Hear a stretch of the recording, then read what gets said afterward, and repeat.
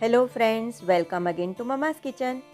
वैसे तो आजकल सब्जियां पूरा साल अवेलेबल होती है, पर यदि आप फ्रेश चाहो तो साल भर राह देखनी पड़ती है। उसी में से एक है अचारी लाल मिर्च। आज मैं आपको इसकी एक चटनी की रेसिपी शेयर करने वाली हूँ। इस चटनी के सामने सारे टोमेटो केचप, सॉस और सारी चटनियाँ फीकी पड़ जाएगी। पर रेसिपी शुरू करने से पहले मेरी आपसे एक रिक्वेस्ट है कि यदि आपने मेरे चैनल को अब तक सब्सक्राइब नहीं किया है तो सबसे पहले मेरे चैनल को सब्सक्राइब करके बेल आइकन ज़रूर से प्रेस करें ताकि आपको मेरी हर नई रेसिपीज़ के नोटिफिकेशंस मिलते रहें। तो शुरू करें इसे बनाना। इसके लिए मैंने यहाँ इस तरह की 1 किलो लाल अचारी मिर्च ली है। मैंने मिर्च को धोकर पोंछकर सुखा लिया है। अब इस तरह से ग्लव्स पहनकर हमें मिर्च को काटना है ताकि मिर्च काटने के बाद हमारे हाथ ना जले। यदि ग्लव्स अवेलेबल ना हो तो आप कोई भी पॉलीथीन बैग हाथों पर लपेटकर मिर्च काट ले। इसके लिए मैंने इसके डंठल अलग करके इस तरह सेंटर में एक कट देकर उसके सारे बीज हटा दिए हैं। और यदि कोई बीज छूट भी जाए तो भी कोई दिक्कत नहीं। अब इसको रफली चॉप करके हमें रख लेना है। मैंने यहाँ इस तरह चॉपिंग बोर्ड यूज़ किया है। आप चाहे तो इसे चॉपर में भी चॉप कर सकते हैं। तो इस तरह से मैंने सारी मिर्च के डंठल और बीज अलग करके रफली चॉप करके रख लिया है। यहाँ इस चटनी के लिए मैंने 1 किलो लाल अचारी मिर्च में आधा किलो नींबू और आधा किलो हमारी रेगुलर रोज़मर्रा में यूज़ में आने वाली चीनी यूज़ की है। तो इस तरह आधा किलो नींबू को काटकर मैं इसके बीज हटाकर इसका रस निचोड़कर एक बोल में कलेक्ट करूँगी। हमें यहाँ इस बात का बिल्कुल ध्यान देना है कि हमें नींबू का रस ज़्यादा जल्दी नहीं निकालना है और इसे कलेक्ट करने के लिए आपको कांच के बर्तन में ही इसे निकालना है ताकि नींबू का रस बाद में से कड़वा ना हो जाए। स्टील या कोई अदर मेटल का कंटेनर यूज़ करने से नींबू का रस थोड़ी देर में कड़वा सा हो जाता है। तो इस तरह से मैंने यहाँ आधा किलो नींबू का रस इस कांच के कंटेनर में निकाल कर रख लिया है। तो इस तरह मैंने आधा किलो नींबू का रस और आधा किलो रोज़मर्रा में यूज़ में आने वाली चीनी ली है। चीनी को मैंने इस तरह के मेजरिंग ग्लास से मेजर करके ली है। आप चाहे तो इसे वज़न करके भी ले सकते हैं। अब हमें वो रफली चॉप की हुई लाल अचारी मिर्च को थोड़ा सा नींबू का रस और थोड़ी सी शुगर डालकर बारीक पेस्ट बना लेना है।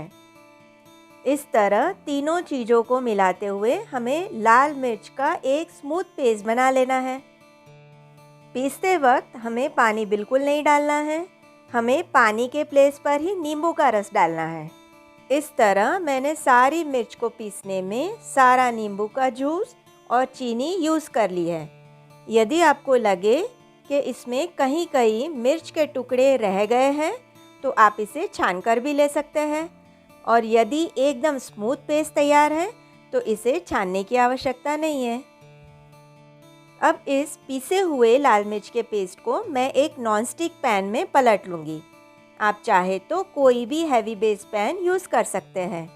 अब गैस ऑन कर दे और अब इसे धीमी आंच पर इस तरह चलाते हुए पकाएं। शुरू के 5 से 6 मिनट आप फ्लेम थोड़ी तेज़ रख सकते हैं, पर बाद में हमें मीडियम लो फ्लेम पर ही इसे चलाते हुए गाढ़ा होने तक पकाना है। हमें चटनी पकाते समय इसमें आने वाले झाग को इस तरह हटा देना है। चटनी की सही कंसिस्टेंसी चेक करने के लिए इसका प्लेट टेस्ट करें। प्लेट टेस्ट के लिए हमें इसकी कुछ बूंदें प्लेट पर लेकर चेक करना है। यदि चटनी ठंडी होने के बाद इस तरह से फ्लो हो रही है तो इसका मतलब अभी इसे और पकाना बाकी है। तो हमें इसे इतना गाढ़ा करना है कि प्लेट टेस्ट में ठंडी होने के बाद यह फ्लो नहीं होनी चाहिए। तो प्लेट टेस्ट के बाद आप देख सकते हैं यहाँ चटनी फ्लो नहीं हो रही है और इसका एक तार भी बन रहा है।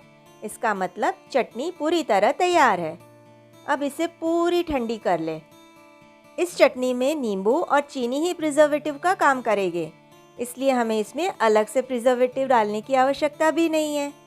यह चटनी आप साल भर तक आराम से यूज़ कर सकते हैं। चटनी तभी बिगड़ने के चांस है जब यह सही से पकी ना हो। कुछ लोग इसमें विनेगर और नींबू सत ऐड करते हैं।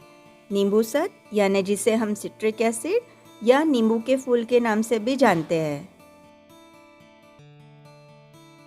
फॉर द सेफर साइड आप भी यदि चाहो तो 1 किलो मिर्च में 1 टेबलस्पून वाइट विनेगर और 1 टीस्पून नींबू के फूल ऐड करके इसे प्रिजर्व कर सकते हो।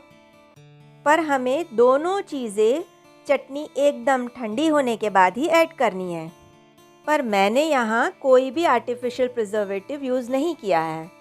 जब चटनी पूरी तरह ठंडी हो जाए तो हमें इसमें डालना है सॉल्ट टू टेस्ट और बाद में हम इसमें डालेंगे 1 टेबलस्पून सिके हुए जीरे का पाउडर। यहाँ मैंने सेंधा नमक यूज़ किया है। आप चाहे तो ऑर्डिनरी नमक, रोज़मर्रा वाला नमक भी यूज़ कर सकते हैं, पर इसे मैं पहले थोड़ा सा रोस्ट कर लूँगी। मैंने इसे 2 से 3 मिनट हल्की आंच पर एक हैवी बेस पैन में रोस्ट कर लिया है ताकि इसमें से मॉइस्चर हट जाए। अब मैं देख रही हूँ कि चटनी पूरी तरह से ठंडी हो चुकी है। चटनी ठंडी होने पर इसमें सिका हुआ जीरा और रोस्टेड नमक डालकर अच्छे से चला लें। चटनी बन जाने के बाद आप इसे किसी भी कांच की या प्लास्टिक की बोतल या कंटेनर में भर सकते हो। हमें कंटेनर और बोतल को एकदम साफ करके उसको पूरी तरह पोंछकर धूप देकर फिर ही इसमें चटनी डालनी है। यदि कंटेनर में ज़रा सा भी मॉइस्चर रह जाएगा तो चटनी बिगड़ने के चांस बढ़ जाते हैं। इसलिए हमें कंटेनर को पहले धूप में सुखाकर बाद में इसमें चटनी को स्टोर करना है। One important thing I want to share with you कि चटनी पहले दिन हमें थोड़ी स्पाइसी सी लगेगी, पर बाद में जैसे जैसे उसमें मीठापन बैठता जाएगा चटनी चटपटी होती जाएगी। आप इस चटनी को बच्चों को पूरी, पराठे, थेपले पर जैम की तरह स्प्रेड करके रोल करके भी दे सकते हो और चाहे तो इसे भेल, चाटपूरी, भेलपूरी ये सब चटाकेदार चीज़ों में भी डाल सकते हो। तो घर की बनी इस चटनी की रेसिपी ट्राई करके नीचे दिए गए कमेंट सेक्शन में कमेंट देना ना भूलें। यदि रेसिपी पसंद आए तो लाइक बटन भी ज़रूर से प्रेस करें। तो तैयार है एकदम चटपटी, पूरे साल तक बिना किसी आर्टिफिशियल प्रिजर्वेटिव डले बनी हुई अचारी लाल मिर्च की चटनी। यहाँ 1 किलो लाल मिर्च से मैंने यहाँ 1.25 से 2 किलो चटनी तैयार कर ली है। तो रेसिपी ट्राई करने के बाद चटनी का खूब मज़ा लीजिए। Thank you for watching. Till then bye bye.